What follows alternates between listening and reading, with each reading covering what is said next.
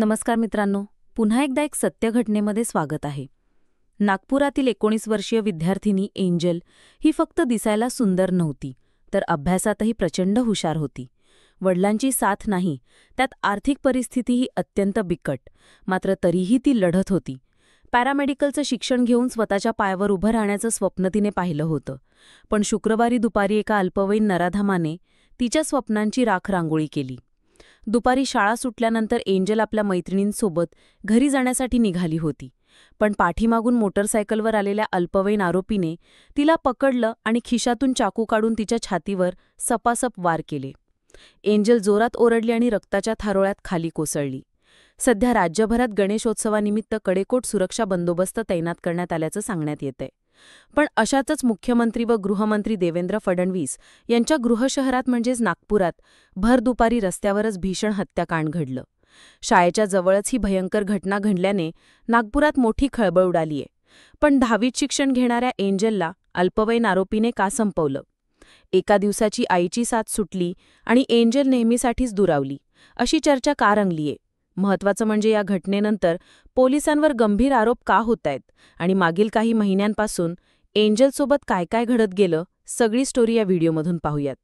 नमस्कार, मी योगिता गोडबोले. तुम्ही पाहताय थरार सत्य. 19 वर्षांची एंजल ही नागपुरातील कौशल्या या नगरामधील एका लहानशा घरात आपली आई, भाऊ आणि आजी आजोबांसोबत राहत होती.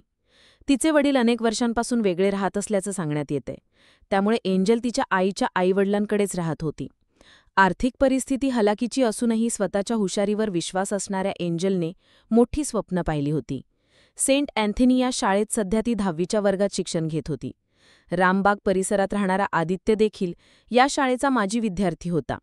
दोघांची मागील 3 वर्षांपासूनची ओळख होती. त्यांच्यात मैत्रीही झालेली. पण पुढे आदित्यची संगत बिघडली. तो वाईट मित्रांच्या संपर्कात आला. तशी त्याची नियत देखील बदलली. त्यामुळे एंजलने त्याच्याशी मैत्री तोडली. त्याचा उलट परिणाम असा झाला की एकतर्फी प्रेमातून आदित्याने एंजलला सातत्याने त्रास द्यायला सुरुवात केली. एंजलने इतर कोणाशीही बोलायचं नाही, अशी तो जबरदस्ती करू लागला. त्यावर एंजलने आदित्याशी कायमचा संपर्क बंद केला. त्यामुळे आदित्याचा संताप झाला. तो सातत्याने तिचा पाठलाग करून तिच्या शाळेजवळ बोलण्याचा प्रयत्न करायचा. पण एंजल भाव देत नव्हती. आदित्याच्या नजरेतील राग एंजलच्या लक्षात आला होता आणि त्यामुळेच तिने याबद्दलची कल्पना आपल्या मैत्रिणी आणि कुटुंबियांनाही दिली होती.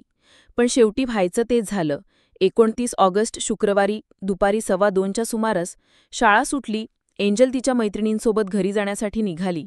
वाटेतच काही मीटर अंतरावरील गुलमोहर कॉलनीत मोटरसायकलवर आलेला आदित्य तिची वाट पाहत बसला होता. त्यावेळी त्याने तिच्याशी बोलण्याचा प्रयत्न केला, मात्र त्याला टाळून एंजल पुढे जाऊ लागली. आदित्याचा संताप अजून वाढला. ती पुढे गेल्यावर तो पाठीमागून आला आणि मागचा पुढचा विचार न करता खिशातून चाकू काढत एंजलच्या छातीवर सपासप वार केले. चाकूने खोलवर घाव झाल्याने एंजल रक्तबंबाळ अवस्थेत खाली कोसळली. तरीही आदित्याने तिच्यावर वार सुरूच ठेवले आणि शेवटी मोटरसायकल तिथेच सोडून घटनास्थळावरून पळून गेला. घटनास्थळी इतर अनेक जण होते, त्यांची देखील पळापळ बघायला मिळाली. दरम्यान एंजलला नागपूरच्या शासकीय वैद्यकीय रुग्णालयात उपचारासाठी दाखल करण्यात आलं.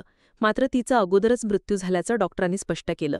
या धक्कादायक घटनेची माहिती मिळाल्यानंतर अजनी पोलीस ठाणे, स्थानिक गुन्हे शाखा आणि फॉरेन्सिक पथक घटनास्थळी दाखल झालं. घटनास्थळाची पाहणी करून त्यांनी पंचनामा केला. त्यांच्यासोबत सहपोलीस आयुक्त नवीन चंद्र रेड्डी, उपायुक्त रश्मिता राव आणि सहाय्यक आयुक्त नरेंद्र हिवरे देखील घटनास्थळी आले होते.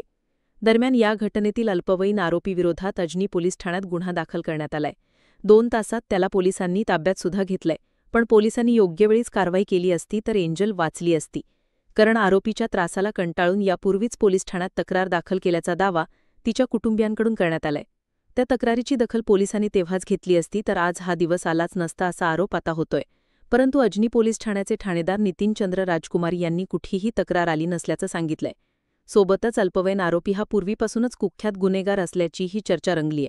असं असताना तो मोकाट कसा, असाही प्रश्न पुढे येतोय. मागील काही दिवसांपासून तो एंजलचा सातत्याने पाठलाग करत होता. त्यामुळे शाळेत येणं जाणं करताना एंजलबरोबर तिची आई किंवा आजी असायची. शुक्रवारी सकाळी तिच्या आईने तिला शाळेत सोडलं होतं. मात्र दुपारी तिला घ्यायला जाणं कुणालाही जमलं नाही आणि त्यानंतर काही क्षणात होत्याचं नव्हतं झालं. एंजलच्या हत्येची बातमी कळाल्यानंतर तिच्या आई आणि आजीचा मोठा आक्रोश पाहायला मिळाला. मी सोबत गेलो असते तर माझ्या काळजाचा तुकडा वाचला असता हो, असं म्हणत एंजलच्या आजीने हंबरडा फोडला होता. म्हातारे आजोबा देखील आतून पूर्णपणे तुटले होते. हे सगळं दृश्य पाहून उपस्थित लोकांच्या भावना अनावर झाल्या होत्या. शाळेच्या परिसरात झालेल्या या हत्याकांडाने इतर मुलींच्या पालकांमध्येही भीतीचं वातावरण पसरलंय. त्यांच्या मते मुली शाळेत ये-जा करत असतात.